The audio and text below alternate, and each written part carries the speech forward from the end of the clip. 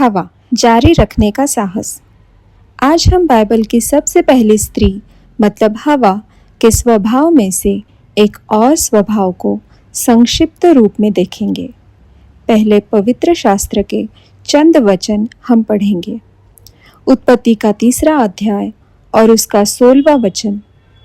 फिर स्त्री से उसने कहा, मैं तेरी पीड़ा और तेरे गर्भवती होने के दुख को बहुत बढ़ाऊंगा। तू पीड़ित होकर बालक उत्पन्न करेगी और तेरी लालसा तेरे पति के ओर होगी और वह तुझ पर प्रभुता करेगा। और 20वीं आयत। आदम ने अपनी पत्नी का नाम हवा रखा, क्योंकि जितने मनुष्य जीवित हैं उन सब की आदि माता वही हुई। आमीन। हवा की दुनिया मानो बिखर सी गई थी। भले और बुरे के ज्ञान के वृक्ष से फल चुराने और फिर परमेश्वर से झूठ बोलने के बाद उसे अपनी अवज्ञा के परिणामों का सामना करना पड़ा।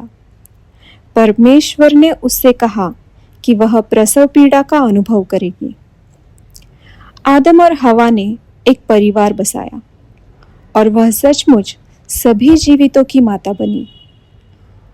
उसे कैन, हाबिल और अन्य संतानें हुई। उसने जीवन में आगे बढ़ना जारी रखा। हवा इस शब्द का अर्थ जीवन है। उसे हवा यह नाम उसके पाप के बाद ही दिया गया। उसका नया नाम यह दर्शाता था कि वह अब पीछे मुड़कर नहीं बल्कि भविष्य की ओर देख रही थी। अब उसे एक नए आरंभ और नए जीवन का प्रतीक माना गया। हमारे जीवन में भी बुरी बातें होती है।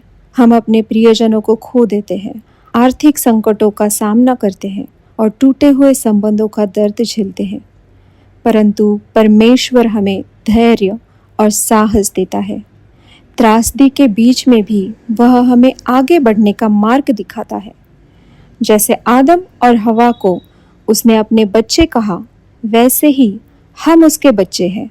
वह हमें भी भविष्य का सामना करने और आगे बढ़ते रहने की शक्ति और साहस देता है। आमीन।